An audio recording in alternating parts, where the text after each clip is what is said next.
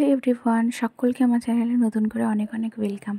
ভিডিওটা দেখতে পাচ্ছ তো আমার ঘরের বাইরে থেকে শুরু হচ্ছে, তার কারণ ভিডিওটা আমি করিইনি। ভিডিওটা আমার বোন, মা আর একটা দিদি তারা আসছিল তখন করছিল।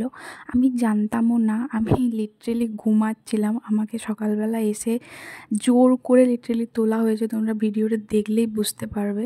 আগে দেখো, তারপরে বলছি বাকিটা কি হয়েছে। লিখবে থামো, এটা এখন আমি ক্ষমা করব না। আচ্ছা ঠিক আছে নাও, পরে শুধু না ঠিক আছে নাও, এখন বিছনার চাদর চেঞ্জ করো। যাও দিতে দিলেই দাঁড়া, অমনি করিস না। দে কি অবস্থা, এখানটা পুরো ভর্তি করে দিচ্ছে। ওইটা আমার কোলে আর দিস না, আর আর আর আর ভারী নিতে পারবো না, আর ভারী নিতে পারবো না। ওই ওখানে রেখেছি, চেয়ারে ছিল, আমি সরিয়ে রেখেছি।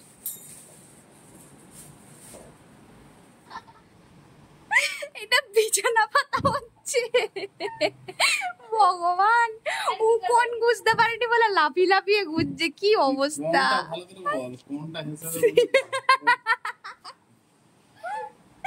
কোনটা এমন করে বলছি, লোক প্রথমে শুনলে আরেকবার দেখি ভিডিও দেখি। দাঁড়া নিজে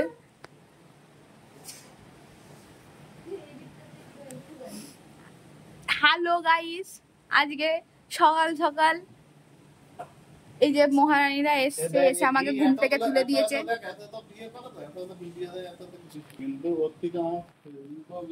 আচ্ছা, মানুষ কপি করলে বেশি তাড়াতাড়ি ফেমাস হয়, এটা জানিস তো? ও কপি করে ওই জন্য ও ফেমাস হয়, আমি তো কপি করি না, ওই জন্য আমি হতে পারিনি।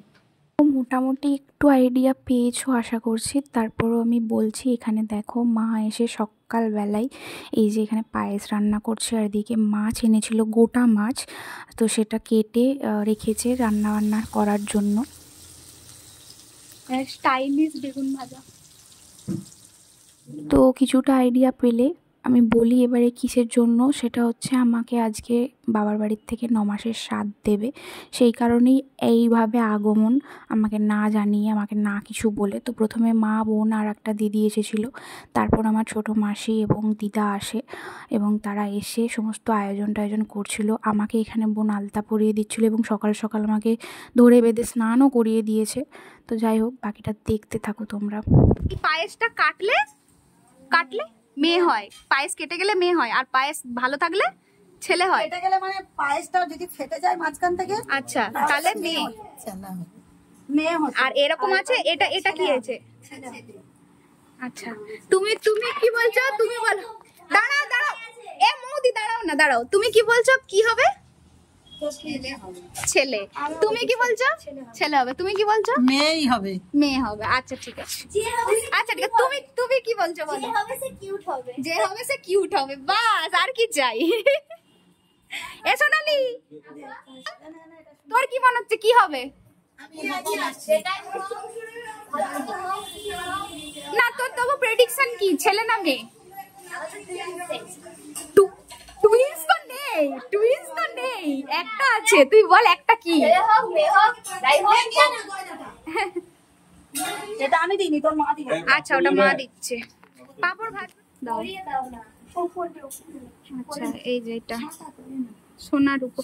আমি তো আজকে মোটামুটি আমার ব্লগে প্রচুর এরকম কথা শুনতে পাবে এবং প্রচুর এরকম জিনিস দেখতে পাবে। তো চলো দেখতে থাকো। মা এখানে আমার জন্য যে শাড়িটা এনেছিল সেটা দিচ্ছিল, আর এই কী সব গয়নাগাটি ফাটি নিয়ে এসেছিলো সেগুলো। আর এখানে আমার বেবি একটা সেকেন্ড বসতে দিচ্ছে না, কারণ সে আজকে এত মানুষের গলা পেয়েছে।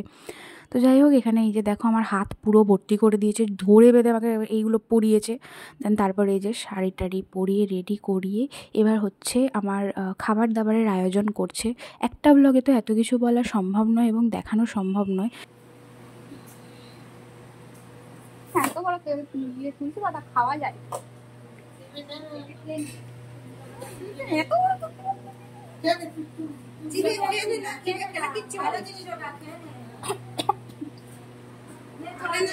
জল খেয়ে জল খেয়ে